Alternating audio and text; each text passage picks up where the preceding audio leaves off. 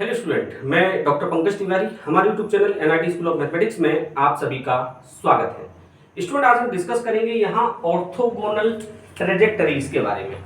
तो student, orthogonal trajectories समझने से पहले हमें समझना होगा ट्रेजेक्टरीज क्या होती हैं। तो ट्रेजेक्टरीज को समझने से पहले हमें समझना होगा ट्रेजेक्टरी क्या होती है ना। तो स्टूडेंट, यहाँ देखें आप ध्यान से, यहाँ जो है आपको एक सर्किल दिया हुआ है। देखें आप, आपको ये क्या दिया है, एक सर्किल दिया हुआ है, ठीक है ना। अब एक और सर्किल आपको यहां दिया हुआ है, ये देखें आप, दो सर्किल हो गए। एक और सर्किल आपको दिया हुआ है, तीन सर्किल हो गए। एक और सर्किल आपको दिया हुआ, चार सर्किल हो गए। और सर्किल दिया हुआ है आपको, है ना। तो स्टूडेंट, ये क्या हो गया, आपका फैमिली ऑफ सर्किल हो गया, है ना। वही आपने फैमिली ऑफ कर्व पढ़ा है, तो ये फैमिली ऑफ कर्व, तो हमने सर्किल बनाया तो ये हो गया फैमिली ऑफ सर्किल।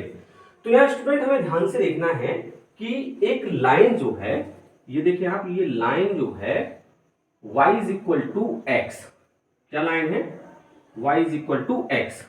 ये y is equal to x जो लाइन है, ये क्या कर रही है, जितने भी सर्किल हमें दिए हुए हैं, है ना, इन सबको क्या कर रही है, कट कर रही है।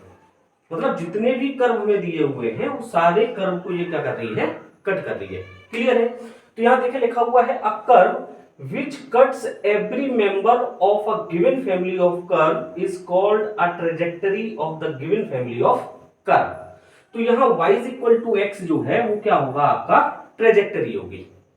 क्या होगी, ट्रेजेक्टरी होगी, क्योंकि ये क्या कर रहा है, जितने भी फैमिली ऑफ कर्व दिए, जितने भी यहां सर्किल दिए हैं, उन सबको क्या कर रहा है, कट कर रहा है। क्लियर है।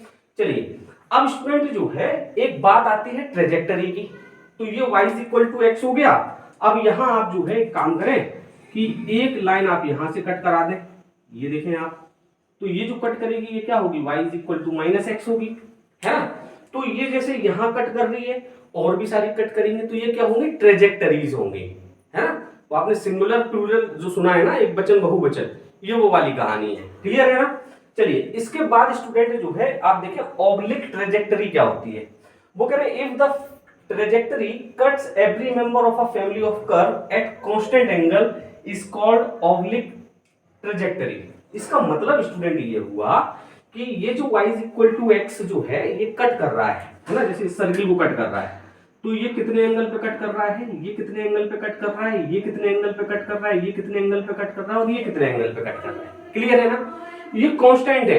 अगर 30-30 पे कर रहे हैं तो सभी 30-30 पे कर रहे हैं, 60 पे कर रहे हैं तो सभी 60-60 पे कर रहे हैं, है ना। तो वो आपका कहलाएगा ऑब्लिक ट्रेजेक्टरी, है ना। देखो लिखा हुआ है, if the trajectory cuts every member of family of curve at constant angle, है ना। तो अगर सभी एंगल जो है 30-30 होंगे, 60 होंगे, 45 हो, जो भी होंगे, क्या होंगे, कांस्टेंट होंगे, सभी बराबर होंगे, तो वो कहलाएगी आपकी ऑब्लिक ट्रेजेक्टरी। क्लियर। चलिए, अब जो क्वेश्चन हमारे पूछे जाते हैं, वो क्वेश्चन आपके पूछे जाते हैं ऑर्थोगोनल ट्रेजेक्टरी में। तो ऑर्थोगोनल ट्रेजेक्टरी क्या होती है, if this constant angle is a right angle. मतलब ये जो कांस्टेंट एंगल की जो बात हो रही है कि कट तो कर रहे हैं, सेम एंगल से कट कर रहे हैं, लेकिन वो एंगल क्या होना चाहिए, राइट एंगल होना चाहिए। मतलब सभी एंगल कितने होने चाहिए, 90 डिग्री होने चाहिए। कितने होने चाहिए, 90 डिग्री। कांस्टेंट तो होने चाहिए, लेकिन क्या होना चाहिए, right angle. The trajectory is called orthogonal trajectory. तो वो ट्रेजेक्टरी आपकी क्या कहलाएगी, ऑर्थोगोनल ट्रेजेक्टरी कहलाएगी। तो आई होप आपको समझ में आ गया होगा ट्रेजेक्टरी क्या होती है, ट्रेजेक्टरीज क्या होती हैं, ऑब्लिक ट्रेजेक्टरी क्या होती है, और हमारी ऑर्थोगोनल ट्रेजेक्टरी क्या होती है। Clear student. चलिए, अब देखो यहां लिखा हुआ है, let x square plus y square is equal to a square. तो आप जानते हैं ये क्या है, इक्वेशन ऑफ सर्किल है ना। We a family of circle, then y is equal to x, cut every member of x square plus y square is equal to a square। ये वही बातें कर रहे हैं जो अभी हमने आपको बताई हैं। so y is equal to x is a trajectory of given family of circle। तो इसकी ट्रेजेक्टरी क्या होगी, y is equal to x। Clear student. चलिए, अब हमें बात करनी है ऑर्थोगोनल ट्रेजेक्टरी के बारे में। तो ऑर्थोगोनल ट्रेजेक्टरी पे जो प्रॉब्लम्स हमें दी होती है, उसको सॉल्व करने के लिए कुछ वर्किंग स्टेप्स का हमें ध्यान रखना है, जो कि यहां दिए हुए हैं। तो आप देखेंगे वर्किंग स्टेप ध्यान से। पहला स्टेप है differentiation of given differential equation of family of curve. मतलब जो भी कर्व आपको दी होगी, जो भी आपको प्रॉब्लम में इक्वेशन दी होगी, डिफरेंशियल इक्वेशन, उसको आपको क्या करना है, डिफरेंशिएट करना है। डिफरेंशिएट क्यों करना है, डिफरेंशिएट इसलिए करना है क्योंकि आप देखें y² plus y² is equal to a², ये इक्वेशन ऑफ सर्किल है, तो a क्या है, यहाँ पैरामीटर है, तो इस पैरामीटर को हमें क्या करना है, यहां से खत्म करना है। तो इस पैरामीटर को खत्म करने के लिए हम क्या करते हैं, differentiation of given differential equation of family of curve and eliminate the parameters. तो वहां से पैरामीटर को हमें क्या करना है, एलिमिनेट करना है, खत्म करना है। क्लियर है? तो उसके लिए जो भी डिफरेंशियल इक्वेशन दी होगी उसको हम क्या करेंगे, डिफरेंशिएट करेंगे। देन स्टूडेंट सेकंड स्टेप में हमें क्या करना है, रिप्लेस dy by dx। भाई जैसे जब हम क्या करेंगे, डिफरेंशिएशन करेंगे, सपोज करो x² y² a² दिया है, हम डिफरेंशिएशन करेंगे तो y का differentiation 2y dy by dx होगा, तो आपको हर हाल में वहां dy by dx मिलने वाला है। तो उस dy by dx को हमें क्या करना है, रिप्लेस करना है, किससे, ध्यान रखना, माइनस dx ओवर dy से, है ना, dy by dx को रिप्लेस करना है माइनस dx by dy से, है ना। देखो dy by dx था, तो यहाँ dx ओवर dy है और नेगेटिव साइन के साथ आपको रिप्लेस करना है। क्लियर है? स्टेप थर्ड हमारा कहता है solve the new differential equation. तो आपको एक वहां नई डिफरेंशियल इक्वेशन मिलेगी, उसको आप सॉल्व करोगे और get the required orthogonal trajectory. तो वहां से आपको आपकी ऑर्थोगोनल ट्रेजेक्टरी मिल जाएगी। Clear student? तो ये सारी चीजें मैं उम्मीद करता हूं कि आपको समझ में आई होगी। तो अब हम एक प्रॉब्लम यहां ले लेते हैं, तो शायद मैं आपको और बेटर तरीके से समझा पाऊं। तो स्टूडेंट यहां देखो, आपको एक फर्स्ट प्रॉब्लम दी है, find the orthogonal trajectories of y is equal to ax²। ये y is equal to ax² क्या दिया है, एक फैमिली ऑफ कर्व दिया है जिसकी आपको ट्रेजेक्टरी फाइंड आउट करनी है। तो बहुत आसान है स्टूडेंट, यहां देखें वर्किंग स्टेप्स मैंने जो है क्लियर लिखे हुए हैं। Differentiation of given differential equation, तो हमें सबसे पहले आप लिखेंगे गिवन। तो गिवन आपको दिया है y is equal to ax², जिसको आपने माना इक्वेशन नंबर फर्स्ट। अब फर्स्ट स्टेप के हिसाब से इसको क्या करना है, now differentiation with respect to x in equation 1। अब इक्वेशन 1 को आप डिफरेंशिएट करते हैं, डिफरेंशिएट करेंगे तो ये हो जाएगा dy by dx is equal to a और x² का करेंगे तो होगा 2x। Clear student? अब हमें क्या करना था, एलिमिनेट द पैरामीटर। इस पैरामीटर a को हमें यहां से एलिमिनेट करना है। एलिमिनेट करना है तो आप स्टूडेंट ध्यान से देखें, इक्वेशन 1 हमें दी थी y is equal to ax²। Clear है? तो यहां से a की वैल्यू अगर आप फाइंड करोगे तो होगी y डिवाइडेड बाय x²। तो a की जगह आप पुट कर दो y डिवाइडेड बाय x²।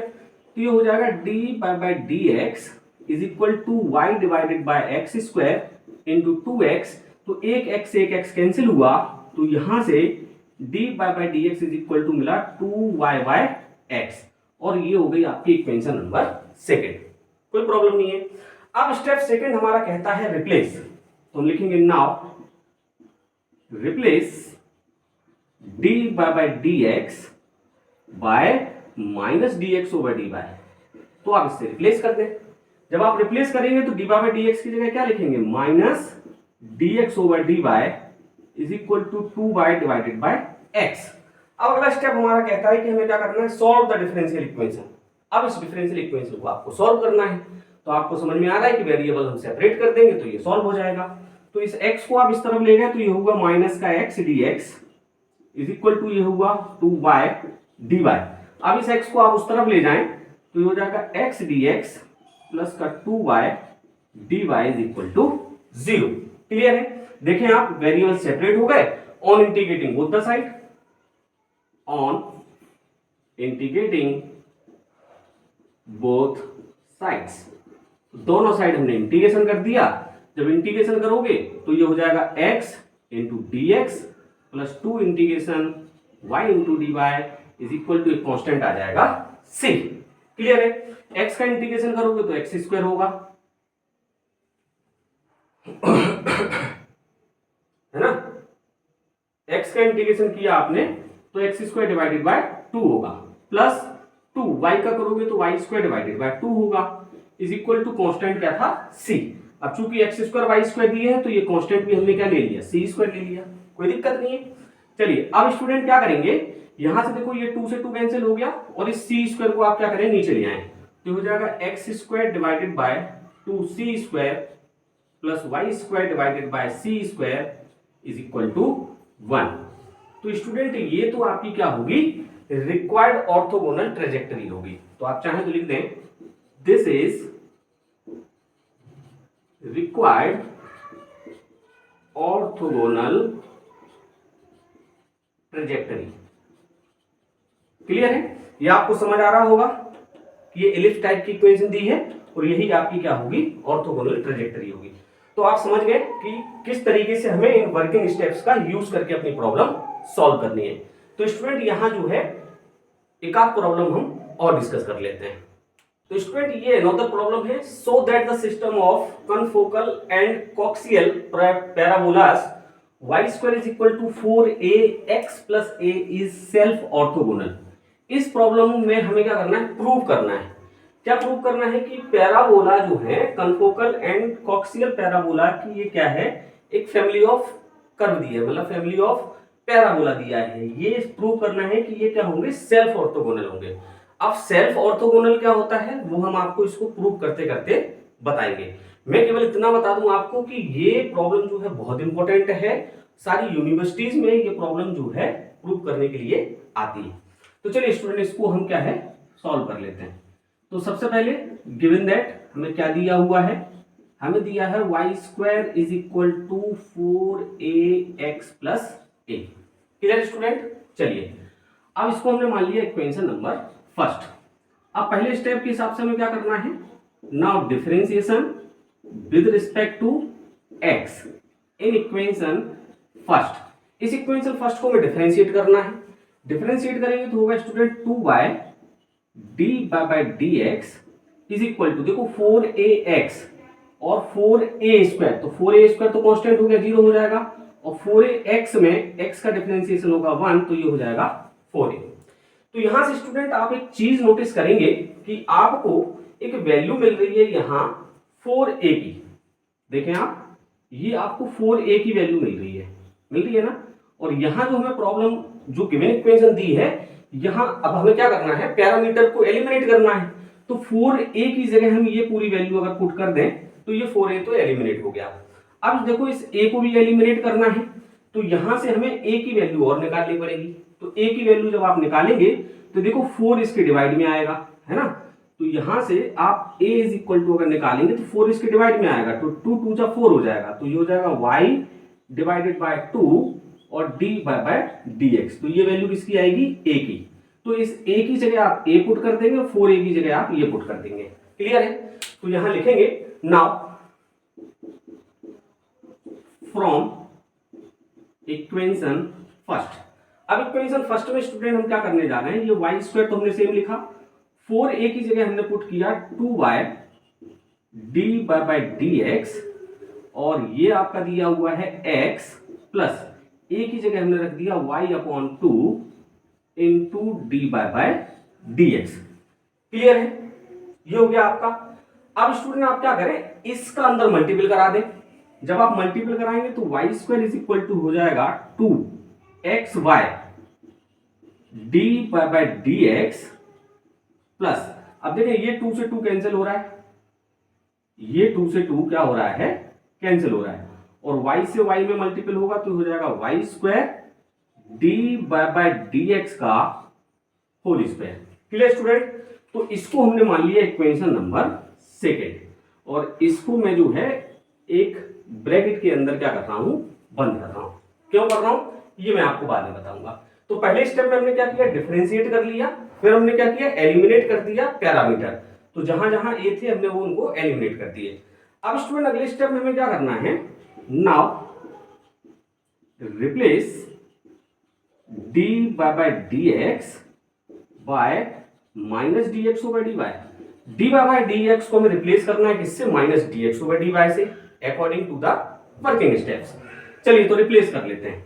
तो ये y² हमने सेम रखा इज इक्वल टू 2xy हमने सेम रखा, और इसकी जगह हमने रखा माइनस के dx/dy। क्लियर है? प्लस ये y² हमारा सेम रहा, और इसकी जगह मैंने रखा माइनस का dx/dy का होल स्क्वायर। Clear student? अब स्टूडेंट इसको हमें क्या करना है, सॉल्व करना है।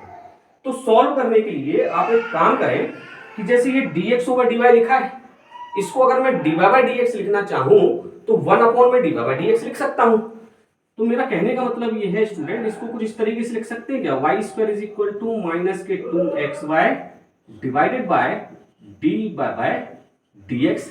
देखो ऐसा लिखेंगे, जब ये ऊपर जाएगा तो d x over d y हो जाएगा, है ना। और इसको मैंने लिख दिया प्लस का y square divided by D by D x का होल स्क्वायर, क्योंकि माइनस का स्क्वायर करोगे तो वो पॉजिटिव हो जाएगा।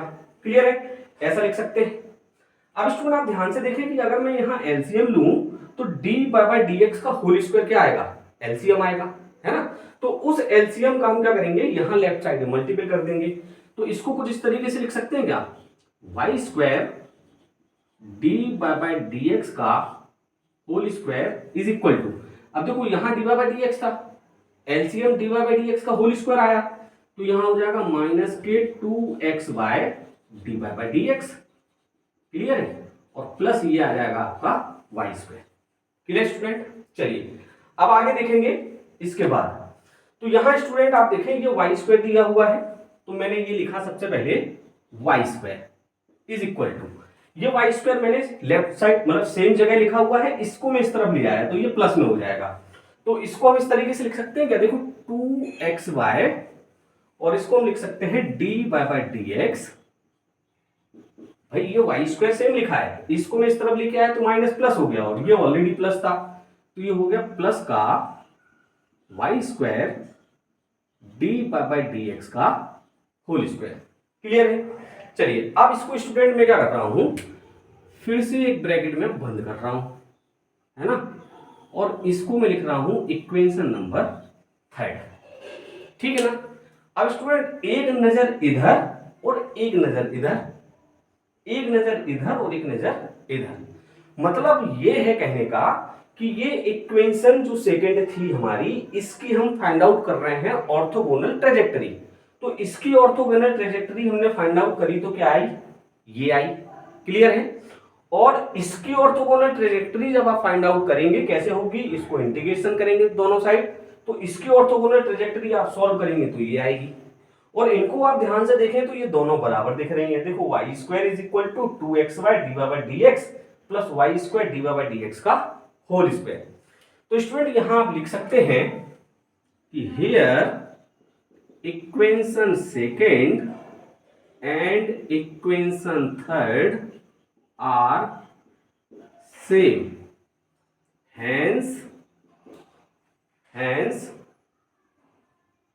hence this is self orthogonal trajectory, orthogonal trajectory. Clear है, तो आप लिख सकते हैं hence proved। तो स्टूडेंट ये प्रूव हो गया, क्योंकि इसकी ऑर्थोगोनल ट्रेजेक्टरी ये होगी और इसकी ऑर्थोगोनल ट्रेजेक्टरी ये होगी, तो ये क्या होंगी, सेल्फ ऑर्थोगोनल ट्रेजेक्टरी होंगी। तो आप इस क्वेश्चन से ये समझे होंगे कि सेल्फ ऑर्थोगोनल ट्रेजेक्टरी क्या होती है और इस प्रॉब्लम को हमें किस तरीके से प्रूव करना है। तो आई होप स्टूडेंट आपको आज के वीडियो लेक्चर में ये क्लियर हो गया होगा कि ऑर्थोगोनल ट्रेजेक्टरी क्या होती हैं, उनके वर्किंग स्टेप्स क्या होते हैं और उन वर्किंग स्टेप्स को किस तरीके से हमें अपनी प्रॉब्लम पर अप्लाई करके अपनी प्रॉब्लम को सॉल्व करना है। तो यहाँ स्टूडेंट मैं आपको कुछ अनसॉल्व प्रॉब्लम दे रहा हूँ जिनको आप सॉल्व करेंगे और अपने आप को इंप्रूव करेंगे। तो स्टूडेंट यहाँ जो है आपकी स्क्रीन पर ये प्रॉब्लम 1 और प्रॉब्लम 2 ये दो प्रॉब्लम्स दी हैं। ये दोनों प्रॉब्लम आपको सॉल्व करनी है और अपने आप को इंप्रूव करना है। Find the orthogonal trajectory of family of curve, एक ये कर्व दिया हुआ है और दूसरा कर्व आपको y is equal to mx family of straight line दी है। इन दोनों की आपको ऑर्थोगोनल ट्रैजेक्टरी फाइंड आउट करनी है और अपने आप को इंप्रूव करना है। तो स्टूडेंट इनके आंसर जो है आप कमेंट्स बॉक्स में जरूर शेयर करें कि आपने इन क्वेश्चंस को बनाया तो क्वेश्चंस जो है आपके बन रहे हैं या नहीं। आई होप स्टूडेंट आपको ये वीडियो लेक्चर पसंद आ रहा होगा। वीडियो अगर आपको पसंद आ रहा है तो वीडियो को लाइक करें, चैनल आपने अभी तक सब्सक्राइब नहीं किया है तो उसको कर लें और अपने दोस्तों के साथ इनको शेयर जरूर करें और बने रहें देखते रहें NIT school of mathematics. Thank you guys.